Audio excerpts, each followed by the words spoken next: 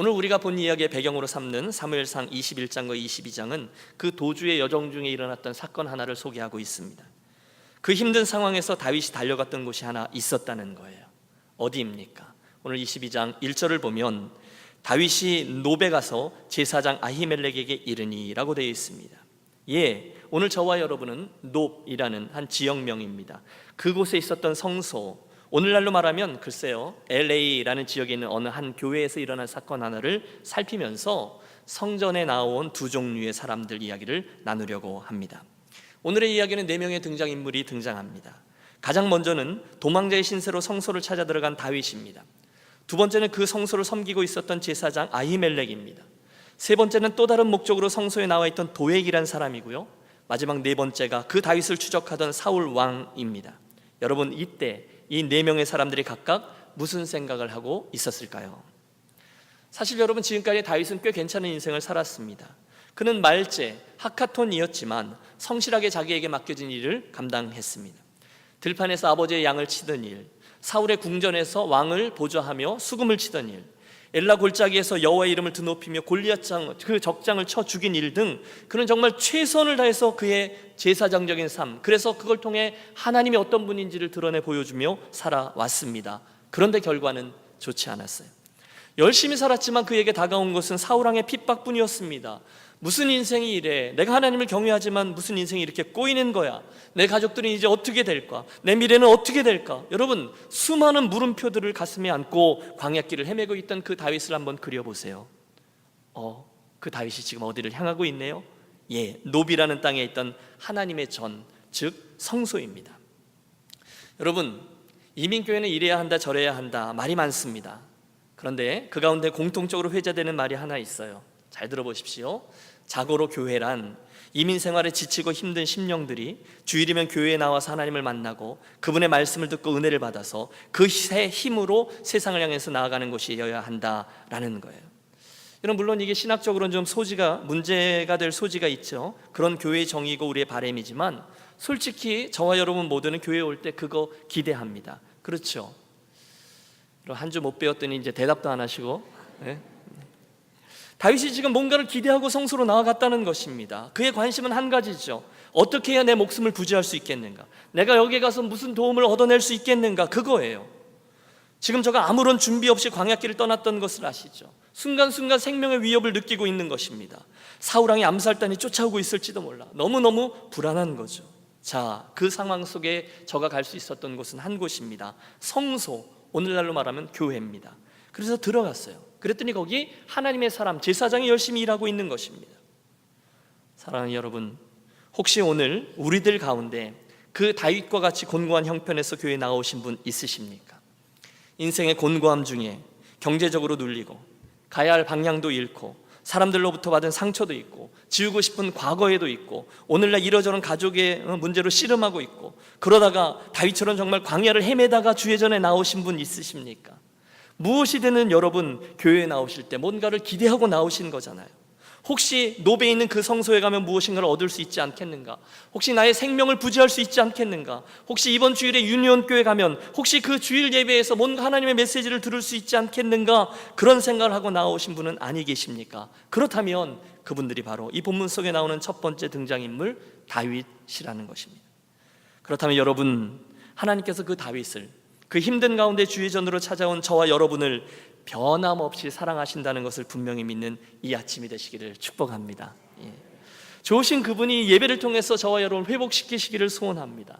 그분이 저와 여러분에게 새 힘 주십니다. 그러므로 여러분, 성소에서 가장 중요한 일, 그 일에 대해서 오늘 이 시간 집중하시기를 권해요. 예배를 통해서 하나님의 임재를 소원하십시오. 하나님 이곳에 나와 함께 해주십시오.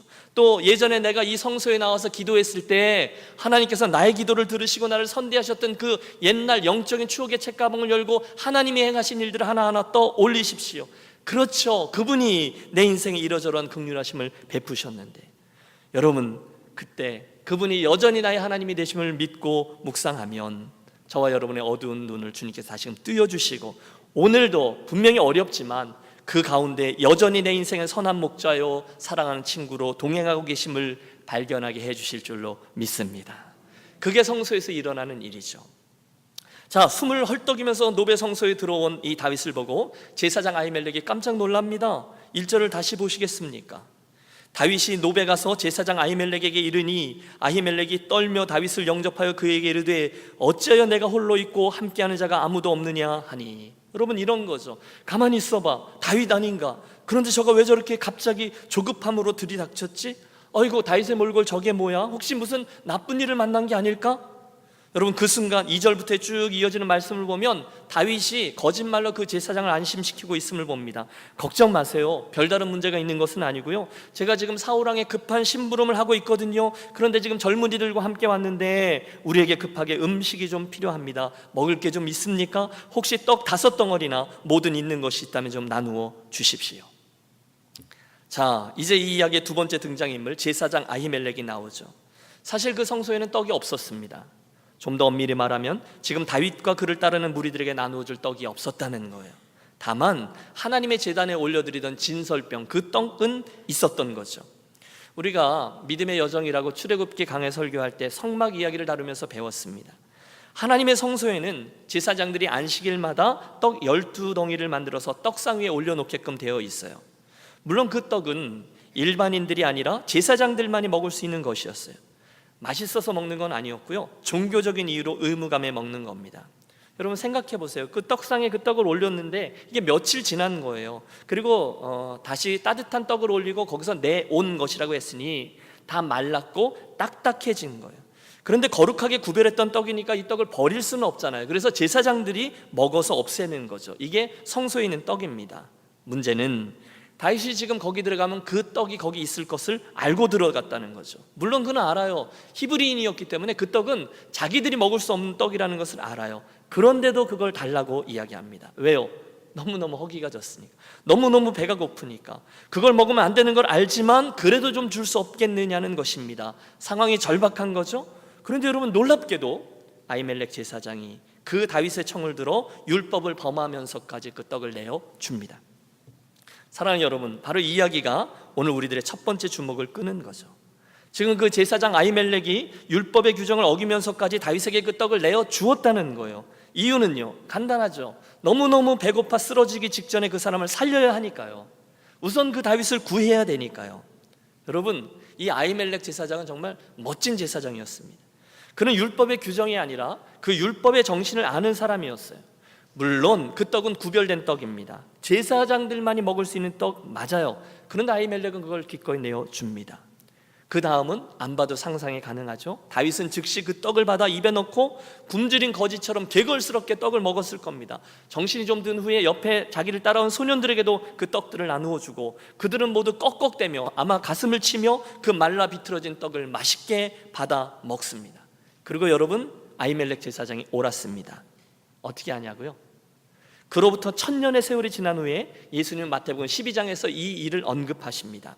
율법의 규정이 아니라 율법의 정신을 따른 그 아히멜렉의 행위를 칭찬하신 거예요. 예수께서 가라사대 다윗이 자기와 그 함께한 자들이 시작할 때 한 일을 읽지 못하였느냐? 그가 하나님의 전에 들어가서 제사장 외에는 자기나 그와 함께한 자들이 먹지 못하는 진설병을 먹지 아니하였느냐? 나는 자비를 원하고 제사를 원치 아니하노라 하신 뜻을 너희가 알았다면 무죄한 자들을 죄로 정치 아니하였으리라. 다시 말해서 예수님은 그 율법의 문자에 얽매이지 않고 율법의 정신을 살린, 사람을 살리고 도움을 청하는 자들을 도와주었던 아히멜렉 편을 들어주신 거죠. 여러분, 우리 하나님의 교회에서 일어나야 되는 일이 바로 그런 일인 줄로 믿습니다. 서울에 있는 꽤 큰 교회에서 자기 교회 앞에 있는 길거리에서 떡볶이 노점을 하는 아주머니에게 교회 화장실 사용을 금하였답니다. 화장실이 지저분해지고 물새가 많이 나간다는 이유였어요. 그래서 예수 믿던 노점상 아주머니는 10분이나 떨어진 곳에 있는 화장실을 다녀오며 장사를 하셔야 했대요. 여러분, 그때 그 교회의 행위는 변명의 여지가 없습니다. 율법의 정신이 사라진 거죠. 지역 내에 넓은 장소가 있는 또 다른 교회가 있습니다. 그 예배당에 민방위 교육을 위해서 교회 사용을 좀 허락해달라는 부탁이 들어왔습니다. 당회에서 갑론을박하다가 결국 장소를 내어주기로 결정합니다. 반대의 이유도 타당한 면이 없지 않아요? 하나님의 교회 여기저기 담배꽁초들 떨어지고 또 화장실이 지저분해지기도 하고 뭐 그렇다는 거예요. 그런데 교회는 그렇게 하기로 했습니다. 율법의 정신 때문이었습니다. 본론으로 돌아가 보시죠. 떡을 나누어 주고 그 떡을 받아 먹은 일이 다가 아니었습니다. 이제 허기를 다 채워서 정신을 차린 다윗이 아히멜렉 제사장에게 기가 막힌 부탁을 합니다. 여러분 8절을 보십시오. 다윗이 아히멜렉에게 이르되 여기 당신의 수중에 창이나 칼이 없나이까? 왕의 일이 급함으로 내가 내 칼과 병기를 가지지 못하였나이다. 제사장님, 제가 너무 급하게 나오느라고 무기를 들고 오지 못했는데 혹시 여기 제가 쓸만한 무기가 있나요? 본문은 그 노베 성소에 마침 무기가 있었다고 기록하고 있어요. 오래전에 그의 손, 즉 어린 소년 다윗에 의해서 쓰러진 그 골리앗의 칼이 바로 거기에 보관되어 있었다는 거예요. 하나님께서 왜 그 소년 다윗의 물맷돌을 통해서 블레셋을, 특별히 그 골리앗 장군을 쓰러뜨렸던 일, 그걸 기념하기 위해서, 즉 이스라엘 백성들의 신앙 교육을 위해서 골리앗의 칼이 그 성소에 보관되어 있었다는 거예요. 그래서 그 성소에 온 사람들은 누구든지 여기 글쎄 그때 그 골리앗의 칼이 있대, 그러면서 그걸 보고 이스라엘을 구원해 주는 하나님을 기억하고 그분께 찬양하고 영광을 돌리는, 그들의 믿음을 새롭게 하는 일들을 했어요. 그 칼이 거기 있었다는 거죠. 9절입니다. 제사장이 이르되 내가 엘라 골짜기에서 죽인 블레셋 사람 골리앗의 칼이 보자기에 쌓여 에봇 뒤에 있으니 내가 그것을 가지려거든 가지라. 여기는 그 밖에 다른 것이 없느니라 하는지라. 다윗이 이르되 그 같은 것이 또 없나니 내게 주소서 하더라. 고맙습니다 제사장님, 그 칼이면 정말 제격이지요. 여러분 보세요. 잠시 후에 하나님의 사람 다윗은 그 칼을 차고 성전문을 나섭니다. 조금 전에 다윗이 얼마나 허기졌고 얼마나 연약한 무방비 상태로 이 성전을 찾아 들어왔습니까? 그런데 이제는 그 성소에서 배도 채우고 전쟁에 쓸 무기까지 챙겨서 당당하게 길을 떠나가게 되었다는 것이 오늘의 첫 번째 이야기예요. 사랑하는 여러분, 축복합니다. 오늘 우리 유니온 교회가 또 이런 모습의 성도와 이런 일이 일어나는 교회로 되어지시기를 주의 이름으로 축원합니다. 하나님의 전, 하나님의 성소가 무엇을 하는 곳입니까? 여러분, 물론 저와 여러분은 교회에 올 때 깔끔한 옷차림에 경건한 모습으로 성경책을 옆에 끼고, 개중에 어떤 분은 거룩한 걸음걸이로 이 성전 안에 들어오십니다. 표정도 관리하고 목소리도 깔죠. 집사님 안녕하셨어요? 그뿐이 아니죠. 우리는 이곳에서 함께 예배하고 설교를 듣고 기도하고 찬송하고 결단합니다. 그래서 우리 하나님을 대면하고 그분을 맛보아요. 참 좋아요. 그게 성전이고 성전, 그리고 그게 교회이죠. 그러나 동시에 우리는 이곳에서 또 다른 일이 일어나는 것을 지켜보아야 되고 또 허락해야만 한다는 것입니다. 어떤 일이요? 바로 오늘 이 다윗처럼 긴급한 상황 중에 있는 이들이, 또는 상처 입고 쫓기던 이들이, 마음 둘 곳 없어서 헤매는 이들이 이 성전으로 나와 여기에서 쉬고, 여기서 그리스도의 향기를 맡고, 여기서 영적인 배를 채우고, 이곳에서 새 힘을 얻고 전장에 쓸 그 칼을 쥐고 나아갈 수 있어야 된다는 거예요. 지금 다윗에게 정확히 그 일이 일어난 거예요. 그는 그 성소에요 쫄쫄 굶은 배를 움켜쥐고 빈손으로 들어왔어요. 하지만 이제 든든한 배와 강한 무기와 함께 당당히 나아가게 됐어요. 사랑하는 여러분, 우리 유니온교회 공동체가 이 LA 땅의 그 많은 교회들 가운데 바로 그러한 교회로 세워질 수 있기를 소원합니다. 우리가 흔히 하는 얘기, 또 입버릇처럼 하는 얘기예요. 우리 교회가 정말로 영적으로, 육적으로, 정서적으로, 경제적으로, 상황적으로 여러분 상처 입고 찢기고 힘들어하고, 또 우리들 가운데 이러저런 이유로 교회를 떠나고 그런 심령들이 우리 교회 공동체의 존재와 사역을 통해서 치유받고 새 힘 얻고 다시금 하나님의 사람으로 세워져 회복되는 아름다운 교회 공동체가 되어야만 합니다. 여러분 동의하십니까? 여러분, 주의 교회에 이러저러한 이유로 처음 나타나는 분들이 있어요. 여러분 아세요? 그 한 가정 한 가정은 정말 귀한 분들이에요. 그리고 그분들이 우리 교회에 처음 나타날 때는 어마어마한 스토리가 그 뒤에 있는 거죠. 그런 이들을 잘 섬기고 품어주고 그들을 세워줘야 된다는, 그게 성소라는 거죠. 혹시 오늘 저 다윗의 모습에서 먼저 내 모습을 보시는 분 아니 계십니까? 이러저러한 이유로 힘들으셨고 마음도 상하셨고 이러저러한 상황 때문에 실망했고 혹시 교회에 나오는 것조차 부담되고 그럴 때 말입니다.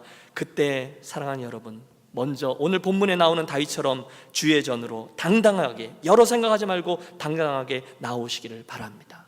지치셨어요? 나오십시오. 실수하셨어요? 잘못한 거 있으셨어요? 주님께 너무너무 부끄럽고 그 때문에 주님 저는 못 나갑니다, 그 자리에 주저앉고 싶으신 분 있으십니까? 그렇게 미약해져 계실 때조차 좋으신 주님, 그분 은혜의 보좌 앞으로 나아가시라는 거예요. 그리고 우리 다윗처럼 구하시죠. 여기 혹시 먹을 게 좀 있습니까? 제가 죽기 직전입니다. 혹시 여기 영적으로 쓸 물건이 있습니까? 무기할 만한 게 있습니까? 제가 필요합니다. 여러분, 지치시고 힘드시고 낙심되셨으면 우리 주님의 교회에 그런 걸 구하며 나오자는 거예요. 기대하면서 나오자는 거예요. 그때 우리는 본문에 나오는 다윗이 되어서 그 회복의 은혜를 누리게 될 줄로 믿습니다. 그리고 나서 두 번째로, 이제는 저와 여러분이 아히멜렉 제사장이 되었으면 좋겠습니다. 율법의 정신을 너무너무 잘 알고 있었던 그 아히멜렉 제사장 말입니다. 그래서 이제는 우리에게 나온 그 지친 다윗들에게, LA 이곳저곳에 눌려있고 힘들고 버겁고 회복되어져야 하는 영혼들에게, 여러분 교만함이 아니라 우리에게 그런 선한 욕심이 있어야 된다는 거예요. 우리 손에 가지고 있는 이 은혜의 떡을 나누어 주고 이 성령의 검을 나누어 주자는 거예요. 제 설교 원고에는 여기에 크게 아멘이라고 적혀 있습니다. 다시 하죠. 그때 다른 영혼들에게, 저와 여러분에게 있는 하나님의 은혜의 떡과 또 성령의 검을 나누어 주자는 것입니다. 아멘. 드리는 말씀은 이겁니다. 저와 여러분이 소원하고 꿈꾸는 교회는요, 우리 하나님의 교회에 단지 저와 여러분이 제물만 가지고 나와서 제사 지내고 제사 끝 하고 돌아가는 곳이 아니라, 그날 그곳 노베 성소와 같이 굶주린 배를 움켜잡고 들어온 그 다윗이 배를 채우고 나갈 수 있는 곳, 세상과 싸워야 되는데 싸울 무기가 없어서 곤란할 때 결국 골리앗의 칼을 얻어가지고 나갈 수 있는 곳이 되었으면 하는 거예요.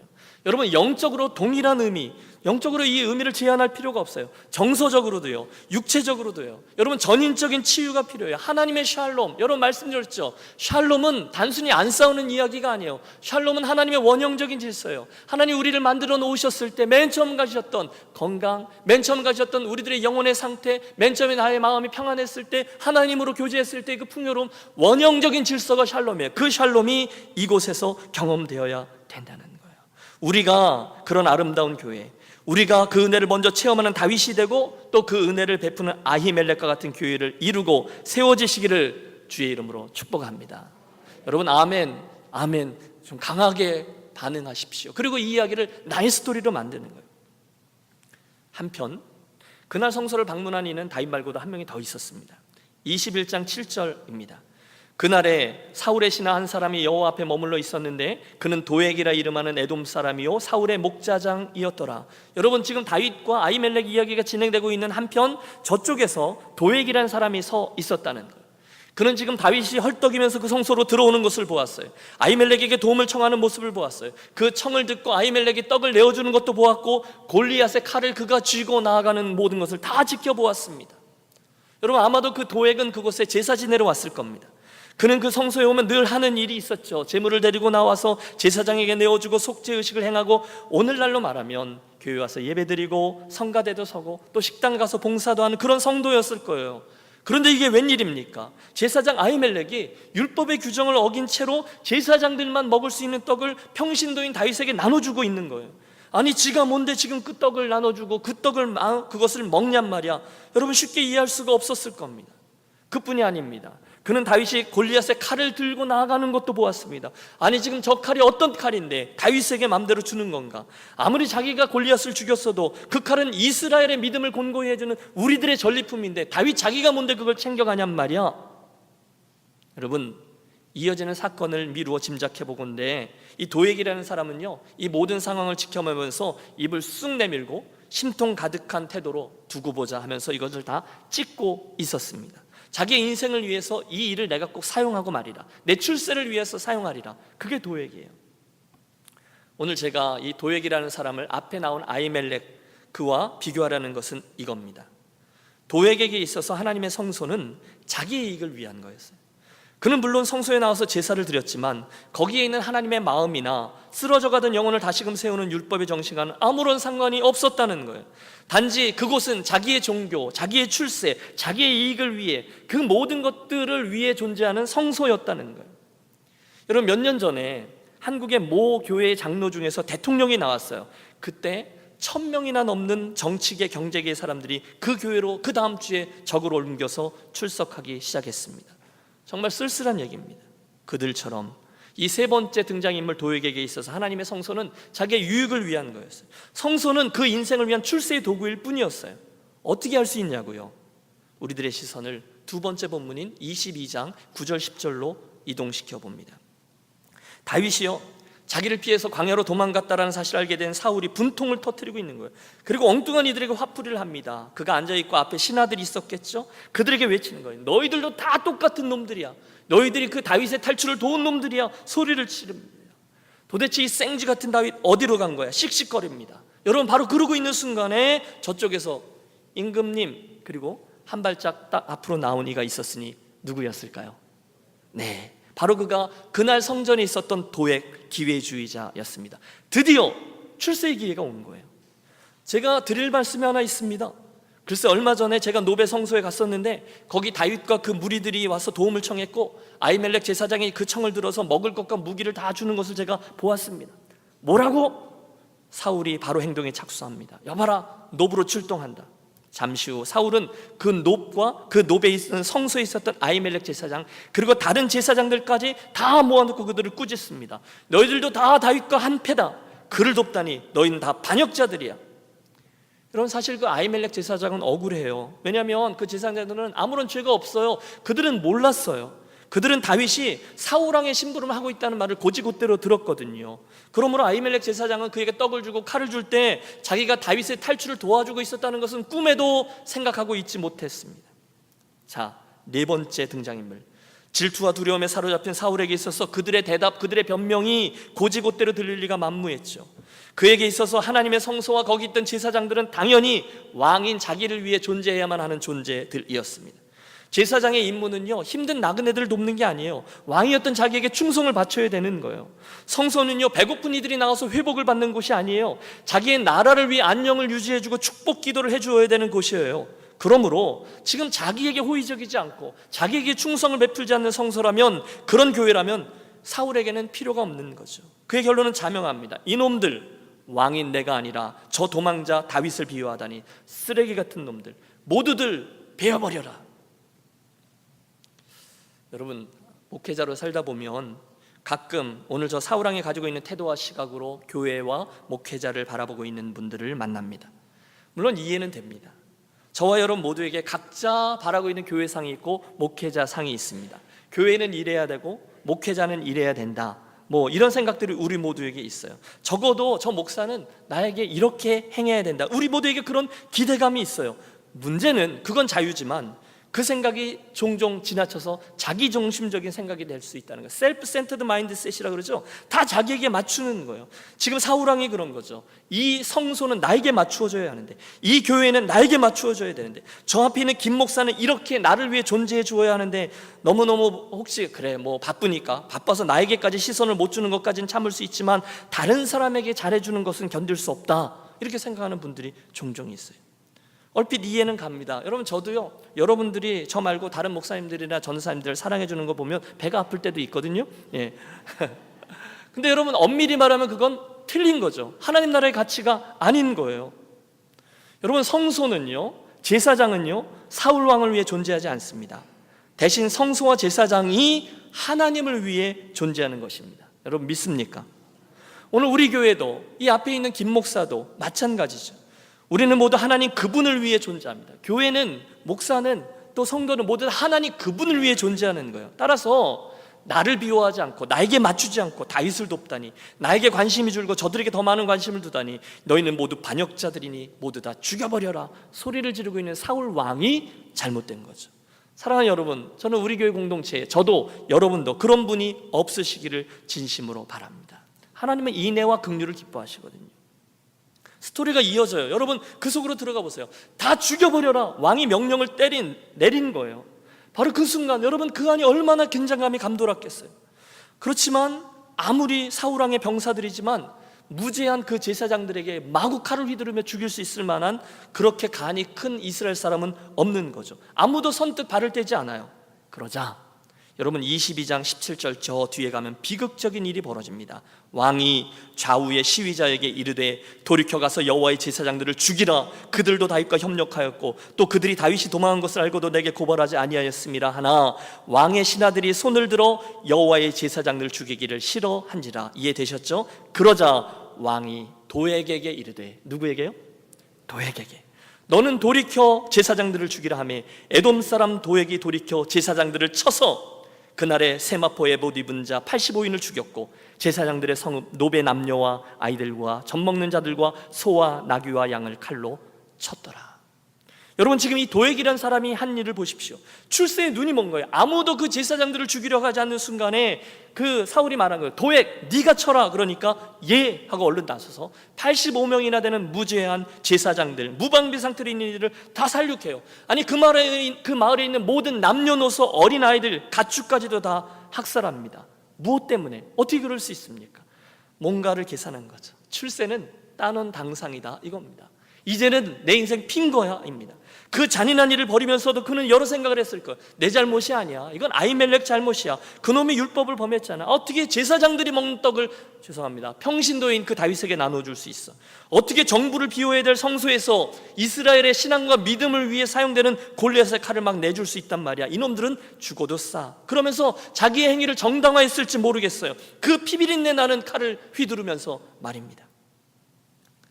자, 이쯤에서 저는 오늘 말씀의 제목을 성전에 나아온 두 종류의 사람이라고 붙인 이유를 말씀드리려 합니다.